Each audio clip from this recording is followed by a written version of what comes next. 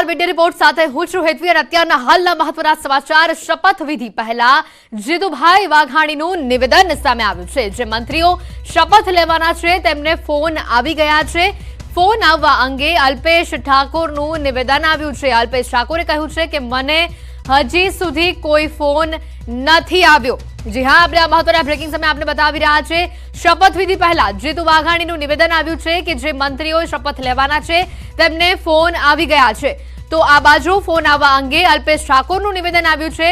તેઓએ કહ્યું છે કે મને હજી સુધી કોઈ ફોન નથી આવ્યો। એટલે આ બાબત અહીંયા સ્પષ્ટ થઈ રહી છે કે નવા મંત્રીમંડળમાં જે ચહેરાઓ છે, જે લોકોને ગત મોડી રાત્રે જ ફોન આવી ચૂક્યા હતા, પણ અલ્પેશ ઠાકોરને ફોન નથી આવ્યો। એટલે ક્યાંક ને ક્યાંક અત્યારે જે ચર્ચાઓ ચાલી રહી છે કે નવા મંત્રીમંડળમાં કોણ હશે, કોણ આજે શપથ લેશે, કયા મંત્રીઓ હશે ભૂપેન્દ્ર પટેલની ટીમમાં, એના મોટા ભાગના જે ચહેરાઓ છે એ પણ સામે આવ્યા છે। કોને કોને ફોન આવ્યા છે એ પણ અમે આપને બતાવી રહ્યા છે।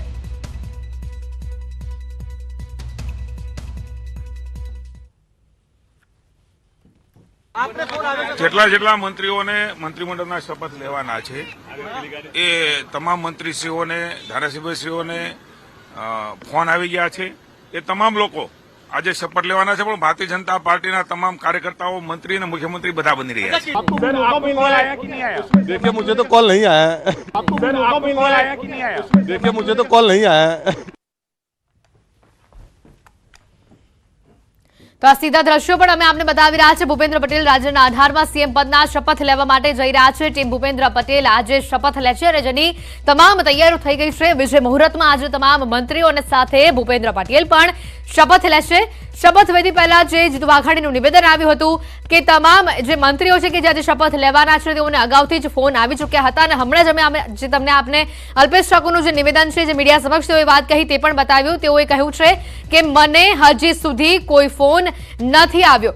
બિલકુલ એમને જણાવી દે વિજય મુહૂર્ત 12:39 શપથવિધિ જે છે તે શરૂ થશે। તમામ જે મંત્રીઓ છે તે શપથ લેવાના છે। ભૂપેન્દ્ર પટેલ પણ શપથ લેવાના છે।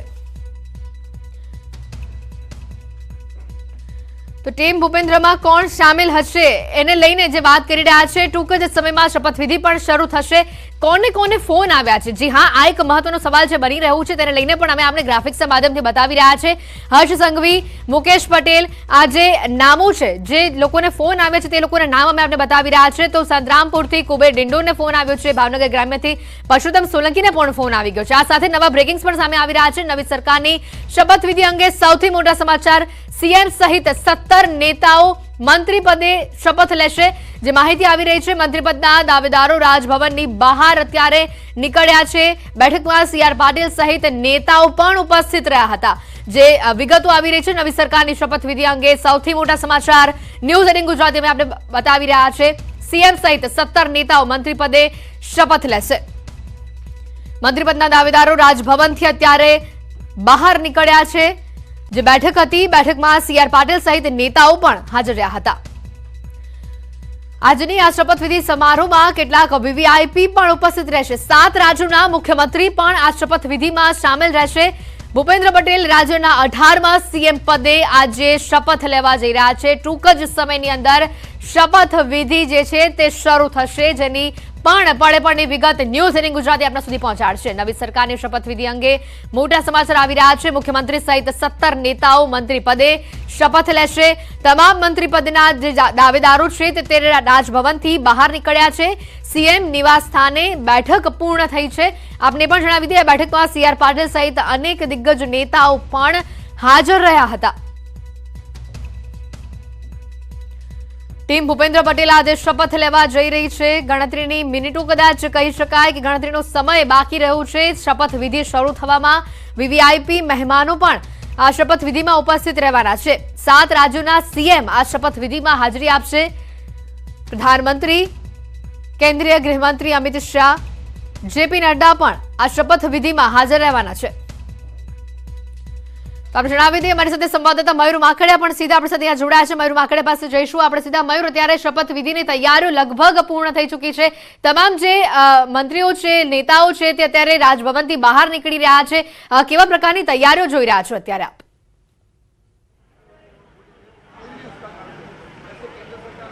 जी बिल्कुल, हाल हूँ होटल લીલા ખાતે છું ને અહીં તમે જે રીતે દ્રશ્યો જોઈ રહેલા છો તો ધીમે ધીમે તમામ જે ધારાસભ્યો છે તે અહીંથી રવાના થઈ રહેલા છે. જે મંત્રી પદના શપથ લેવાના છે તે લોકો પણ અહીંથી રવાના થઈ રહેલા છે ને શપથ ગ્રહણ સમારોહ છે ત્યાં પહોંચી રહેલા છે. હાલ આ તમામ જે લોકો છે તેમને જે શુભકામનાઓ છે તે આપવામાં આવી રહેલી છે. હાલ તમે આ દ્રશ્યો જુઓ તો રાઘવજી પટેલ જે છે તે ઉભેલા છે અને તેમને શુભકામનાઓ જે છે તે કાર્યકરો છે, ધારાસભ્યો છે તે આપી રહેલા છે. સાથે જ અહીં જો વાત કરવામાં આવે તો જે રીતનું નાનું મંત્રીમંડળ રાખવામાં આવેલું છે, ચોક્કસ 156 જેટલા ધારાસભ્યો જ્યારે ચૂંટાયેલા હોય ને ત્યારે આ પ્રકારનું જે નાનું મંત્રીમંડળ હોય તો પરફોર્મન્સ જે છે તેને ધ્યાનમાં રાખવામાં આવશે અને આ જે તમામ જે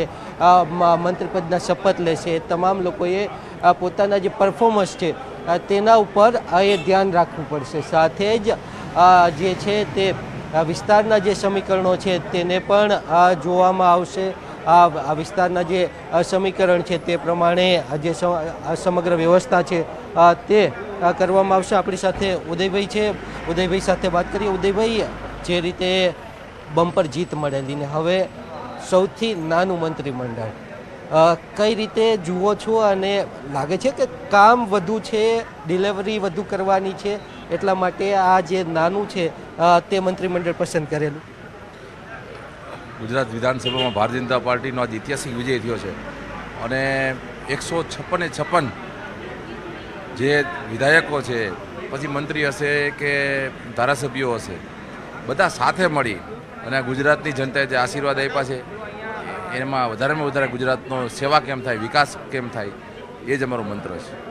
ખાસ કરીને રાજકોટની અંદરથી મહિલા મંત્રીની પસંદગી થયેલી છે. હું અમારા ભાનુબેન બહુ સિનિયર છે, પહેલાં પણ 2 ટર્મ ધારાસભ્ય હતા અને હૃદયપૂર્વક એક મહિલા સશક્તિકરણના ભાગરૂપે જે રાજકોટમાં અમારા ભાનુબેન બાબરિયાને મંત્રી બનાવ્યા છે, હું પાર્ટીનો આભાર માનું છું અને અમને બધાને ગૌરવ છે.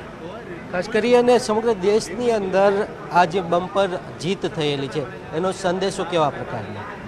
માન્ય આપણા દેશના યશસ્વી પ્રધાનમંત્રી મોદી સાહેબે ઉપર જે લોકોનો વિશ્વાસ ને ભરોસો છે એ દિવસે ને દિવસે કેવો વધતો જાય છે એનું આ ગુજરાતની ચૂંટણીના પરિણામો છે એ દેખાડી આપે છે કે ભાઈ સાહેબ ઉપર, અને સાહેબે જે પરિશ્રમ કર્યો છે, મોદી સાહેબે અદ્ભુત પરિશ્રમ. તમને કહું કે સાહેબે જે રીતે સભાઓ, રોડ શો અને આખા દેશનો અને આખી દુનિયામાં બધા જ મોદી સાહેબને ખૂબ ચાહે છે. ઉદયભાઈ, જે રીતે પાછલી સરકારની વાત કરીએ, એક સાથે તમામ અને બદલી દેવામાં આવેલો એક નવો પ્રયોગ થયેલો, એ સફળ રહ્યો, પરિણામ પણ સારા મળેલા. આ વખતે સૌથી નાનું મંત્રીમંડળ રાખવામાં આવેલું, આ પણ એક પ્રયોગ છે, લાગે એ સફળ થશે? બધું જ જવાબદારીઓ એક વ્યવસ્થાનો ભાગ હોય છે. આજે એકને મળે, કોઈ બીજાને મળે, પણ સૌ સાથે મળીને અમે કામ કરતા હોઈએ છીએ અને એક વ્યવસ્થાનો ભાગ છે, એમાં બીજું કોઈ મોટી વાત નથી. બિલકુલ, આજ ભારતીય જનતા પાર્ટી છે તેનું અનુશાસન છે અને તેની અંદર હરેક ચૂંટાયેલો સભ્ય પણ વ્યવસ્થાનો ભાગરૂપ હોય છે. પોતાની જે નારાજગી છે તે દર્શાવતો નથી હોતો અને હાલ જે છે તમામ ધારાસભ્યો પણ જે છે મંચ ઉપર જઈ રહેલા છે અને સાથે જ જે છે મંત્રીઓ પણ અહીં આવેલા હતા તો તે પણ હવે શપથ ગ્રહણ સમારોહ છે ત્યાં જઈ રહેલા છે. બિલકુલ મયુર, એકદમ મહત્વની વાત છે આ કે જે રીતે અહીંયા ખાસ કરીને જે મહત્વના સમાચાર અન્ય પણ એક આવી રહ્યા છે એના પર પણ એકવાર નજર કરી લઈએ. સાથે જે બ્રેકિંગ્સ આવી રહ્યા છે, દાદાની મોટી જીત અને નાનું મંત્રીમંડળ. બિલકુલ આ મહત્વની બાબત કહી શકાય. ભૂપેન્દ્ર સરકારનું સૌથી નાનું મંત્રીમંડળ હોઈ શકે છે. પ્રયોગોની વાત અગાઉ પણ ખાસ કરીને મારા સંવાદદાતા સાથે જ્યારે આપણે કરી, સીએમ સહિત 17 નેતાઓ મંત્રી પદે આજે જ્યારે શપથ લેવા જઈ રહ્યા છે, 8 કેબિનેટ અને 8 રાજ્ય કક્ષાના મંત્રી હોઈ શકે છે, એટલે નાનું મંત્રીમંડળ આ વખતે હોઈ શકે છે. અને આ મુદ્દે ખાસ કરીને આપણે એ પણ જણાવી દઈએ, અમારી સાથે સંવાદદાતા પ્રણવ પણ અહીંયા આપણી જોડે જોડાયેલા છે. પ્રણવ, જે રીતની વિગતો આવી રહી છે, નાનું મંત્રીમંડળ આ વખતે ક્યાંક ચર્ચાઈ રહ્યું છે અને જે પ્રયોગોની પણ વાત કરીએ, આની પહેલા પણ નવા લોકોને મંત્રીપદમાં સ્થાન આપવામાં આવ્યું હતું. આખી સરકારમાં જે તમામ મંત્રીઓ અલગ અલગ ચહેરા જે સામે આવ્યા, અને આ વખતે નાનું મંત્રીમંડળ, આ પ્રયોગ પણ ગુજરાતમાં સફળ રહેશે કે કેમ?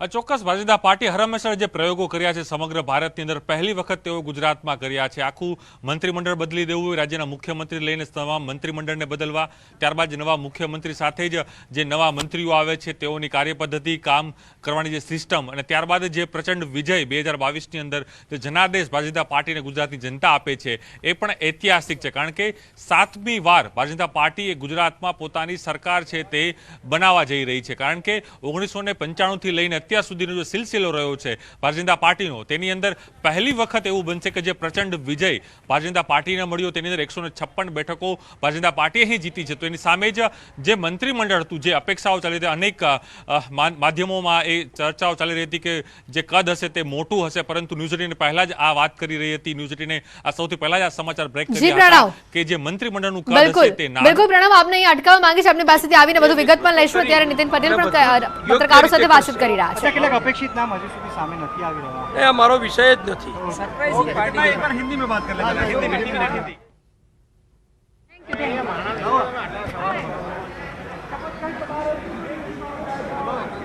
દાદાની મોટી જીત અને નાનું મંત્રીમંડળ, ક્યાંક ને ક્યાંક જે રીતે આ સૂત્રો પાસેથી વિગતો આવી રહી છે. જે પ્રણવ આગળ જે રીતે નાના મંત્રીમંડળને લઈને ચર્ચા કરી રહ્યા હતા, કોને કોને ફોન આવ્યા છે તો આપણે દર્શકોને બતાવી રહ્યા છે, પણ હવે કયા ચહેરાઓ સ્પષ્ટ થાય છે, કોણ મંત્રીપદમાં કયા પદે શપથ લે છે, એ પણ ઘણું મહત્વનું બની રહેશે.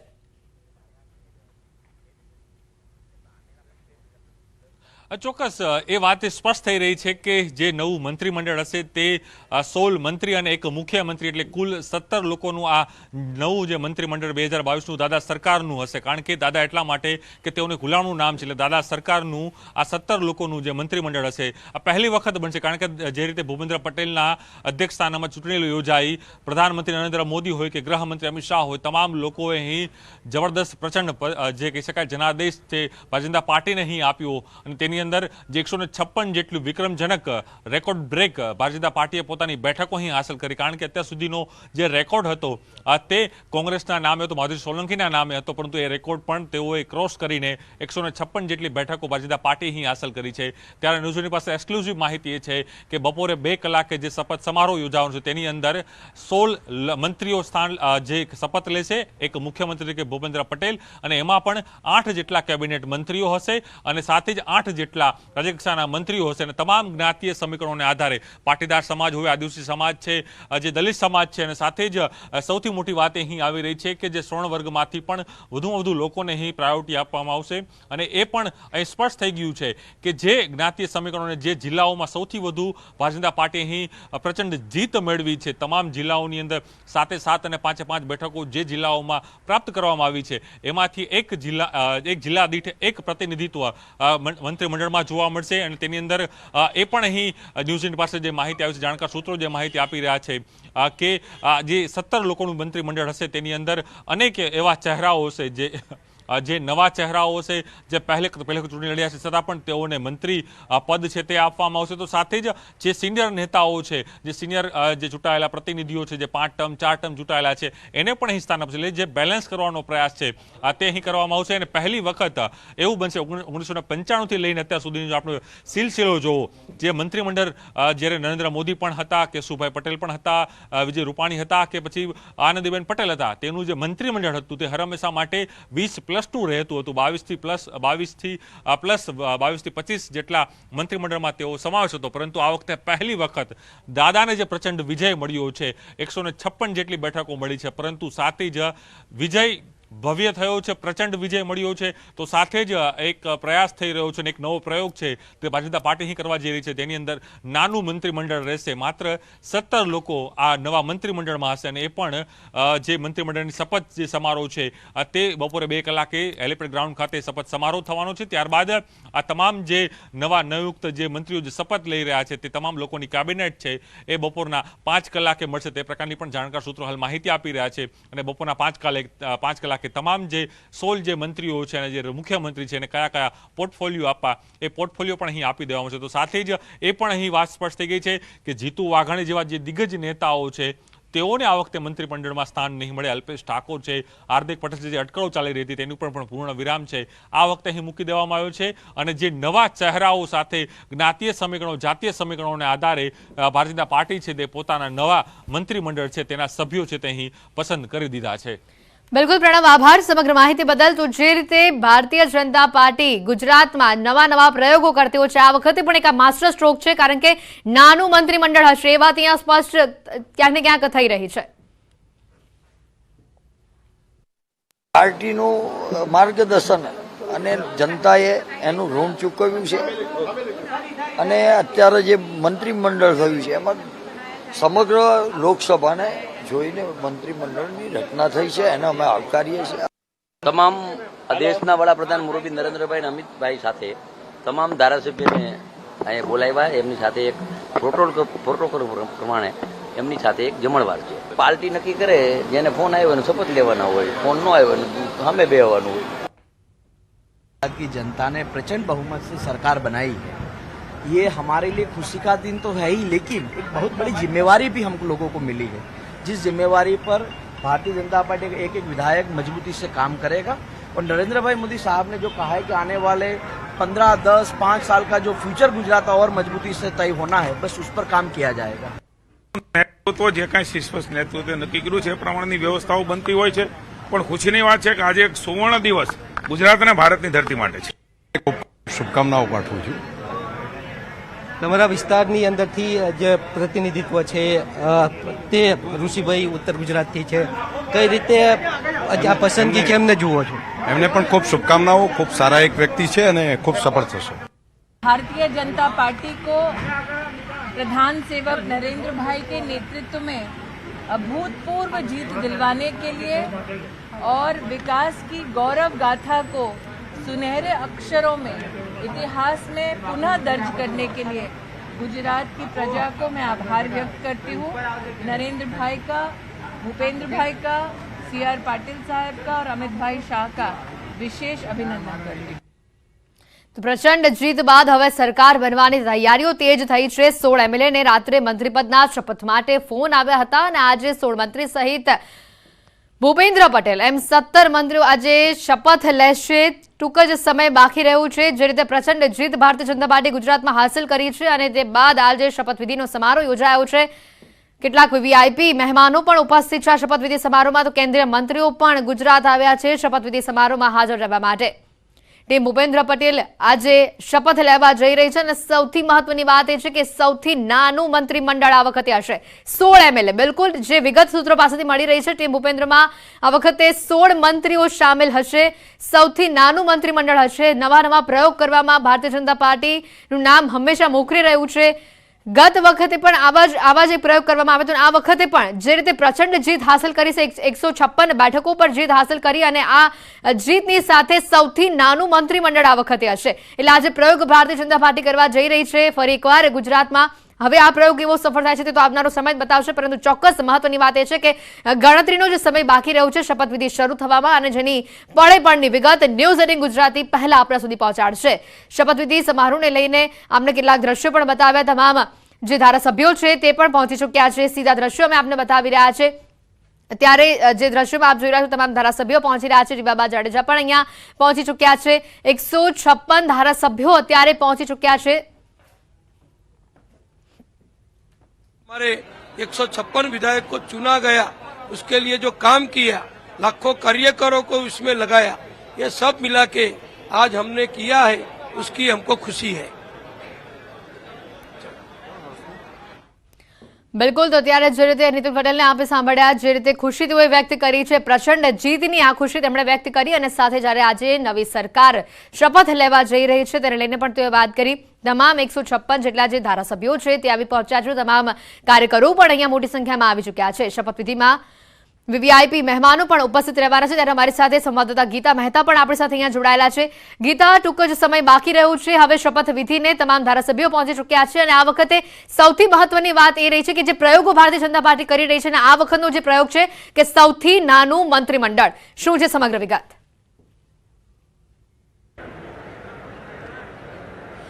જી, હજી સુધી એવું ન કહી શકાય કે સૌથી નાના મંત્રીમંડળનો પ્રયોગ થયો છે, કારણ કે મારી પાછળ જે સ્ટેજ જોઈ રહ્યા છો, આ સ્ટેજ ઉપર 1, 2 નહીં પરંતુ પૂરી 29 જેટલી ખુરશીઓ છે. જનરલી જ્યારે આ પ્રકારનો શપથ સમારોહ યોજાતો હોય છે ત્યારે CM અને રાજ્યપાલને જે સ્ટેજ ઉપર સ્થાન મળતું હોય છે. એ વાત ચોક્કસ છે કે અત્યાર સુધીમાં 16 જેટલા ધારાસભ્યોને મંત્રીપદમાં શપથ લેવા માટે ફોન કરવામાં આવ્યા છે, પરંતુ હજી સુધી એવું નક્કી ન કહી શકાય કે હજુ વધુ નામો બહાર નહીં આવે, કારણ કે એ સ્ટેજ ઉપર જે ખુરશીઓ છે તે 29 જેટલી ખુરશીઓ છે અને અત્યાર સુધીમાં 16 જેટલા જે ધારાસભ્યો છે તેને ફોન થઈ ચૂક્યા છે. આ 16 ધારાસભ્યોમાં ઋષિકેશ પટેલ, કનુ દેસાઈ, રાઘવજી પટેલ, મુળુભાઈ બહેરા, પરસોત્તમ સોલંકી, કુંવરજીભાઈ બાવળિયા, ભાનુબેન બાવરિયા, કુબેરજી ડિંડોર, બળવંતસિંહ રાજપૂત, બચુ ખાબડ, જગદીશ પંચાલ, મુકેશ પટેલ, ભીખુભાઈ પરમાર, હર્ષ સંઘવી, પ્રફુલ્લ પાનસેરિયા અને કુંવરજીભાઈ હળપતિનો સમાવેશ થાય છે. એટલે અત્યાર સુધીમાં કુલ 16 જેટલા ધારાસભ્યોને ફોન થઈ ચૂક્યા છે અને 17માં સીએમ, એટલે 16 જેટલા ધારાસભ્યોને ફોન કરાયા છે. એટલે એવું માનવામાં આવી રહ્યું છે કે કદાચ આ વખતનું મંત્રીમંડળ સૌથી નાનું હોઈ શકે, એટલે કે 156 જેટલા સૌથી વધુ ધારાસભ્યોને સૌથી ઓછા મંત્રીઓ જેટલા મંત્રીઓ અત્યાર સુધીમાં ક્યારેય નહોતા એવું માનવામાં આવી રહ્યું છે. પરંતુ આ માન્યતા 2 વાગ્યા સુધીમાં ખોટી પડે તેવું ચોક્કસપણે લાગી રહ્યું છે, કારણ કે ખુરશીઓ જે ગોઠવવામાં આવી છે સ્ટેજ ઉપર તે 29 જેટલી છે અને આ 29 જેટલી ખુરશીઓમાં જે ઓલરેડી અન્ય 2 સ્ટેજ બનાવવામાં આવ્યા છે જ્યાં વીવીઆઈપી અને સંત મહંતોને સ્થાન આપવામાં આવશે. એટલે આ જે સ્ટેજ જે આપ જોઈ શકો છો, જે શપથ સમારોહ શપથ ગ્રહણ કરવાનું જે સ્ટેજ છે તે એકમાત્ર સ્ટેજ પર માત્ર મંત્રી, રાજ્યપાલ, સીએમ, રાજ્યપાલ અને બાકીના મંત્રીગણ જ હોય છે. જે પ્રોટોકોલ છે તે પ્રમાણે અન્ય જે સ્ટેજ છે ત્યાં વીવીઆઈપી ને વીઆઈપી આમંત્રિત મહેમાનો ઉપસ્થિત થશે. જે મુખ્ય સ્ટેજ છે શપથ ગ્રહણ સમારોહનું તેની આજુબાજુ એક સ્ટેજ બનાવવામાં આવે છે. સ્ટેજ ઉપર સંતો મંતો બિરાજમાન થશે, બીજા સ્ટેજ પર વીવીઆઈપી આમંત્રિતો બિરાજમાન થશે અને વચ્ચેનું સ્ટેજ જે બરોબર મારી પાછળ આપ જોઈ શકો છો ત્યાં સીએમ, રાજ્યપાલ સાથે અને તેના મંત્રીમંડળ સાથે શપથ ગ્રહણ કરશે. અને આ સ્ટેજ ઉપર 29 જેટલી ખુરશીઓ છે, એટલે હજી પણ એવું કહેવું વહેલું ગણાશે, કારણ કે ભાજપ જે છે તે હંમેશા કંઈક નવું કરવામાં માને છે, જે કોઈએ ન ધાર્યું હોય તેવા કંઈક નિર્ણયો કન્વે કરવામાં માને છે. એટલે હજી પણ એવું લાગી રહ્યું છે કે 29 જેટલી ખુરશીઓ છે અને માત્ર 16 જણને ફોન થયા છે, તો હજી પણ એવું બને કે છેલ્લી ઘડીએ કેટલાક ધારાસભ્યોના એવા નામ બહાર આવે જેને મંત્રી તરીકે શપથ લેવાના હોય. જી બિલકુલ, સાથે જ કીધા ઘણા વીવીઆઈપી મહેમાનો, અન્ય રાજ્યોના સીએમ પણ આજે આ શપથવિધિ સમારોહમાં ઉપસ્થિત રહેવાના છે. સાથે કેન્દ્રીય મંત્રીઓ પણ ગુજરાત આવ્યા છે આ શપથવિધિ સમારોહમાં. કોણ કોણ ઉપસ્થિત રહેશે આ સમારોહમાં?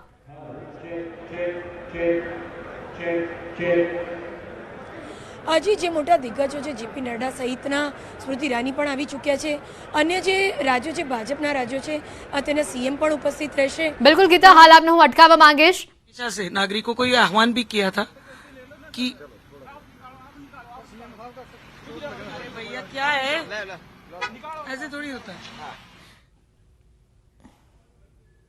कि इस बार जो उनका रिकॉर्ड है वो नागरिक तोड़े और उसी प्रकार से कार्यकर्ता और नागरिक ने नरेंद्र भाई के इस आह्वान को मान्य रख के इस प्रकार से पूरा मैंडेट दिया है. બિલકુલ, તો જે રીતે જીત ભારતીય જનતા પાર્ટીએ હાંસલ કરી છે અને આજે જ્યારે સરકાર બનવા જઈ રહી છે, શપથવિધિ સમારોહ આજે જ્યારે યોજાયો છે તેને લઈને એક પછી એક પ્રતિક્રિયા પણ અમે આપને બતાવી રહ્યા છે. 16 એમએલએને રાત્રે મંત્રી પદના શપથ માટે ફોન આવ્યો હતો તેવા પણ વિગતો આવી રહી છે. શપથવિધિમાં વીવીઆઈપી મહેમાનો પણ ઉપસ્થિત રહેવાના છે, એને લગતી પણ વિગતો અમે આપને બતાવી રહ્યા છે. કોણ કોણ આ શપથવિધિ સમારોહમાં ઉપસ્થિત રહેશે? 7 રાજ્યોના સીએમ આ શપથવિધિ સમારોહમાં ઉપસ્થિત રહેવાના છે. સાથે કેટલાક કેન્દ્રીય મંત્રીઓ પણ અહીંયા ઉપસ્થિત રહેશે. જેપી નડ્ડા આવી પહોંચ્યા છે, તો કેન્દ્રીય મંત્રી સ્મૃતિ ઈરાની પણ આવી પહોંચ્યા છે. સાથે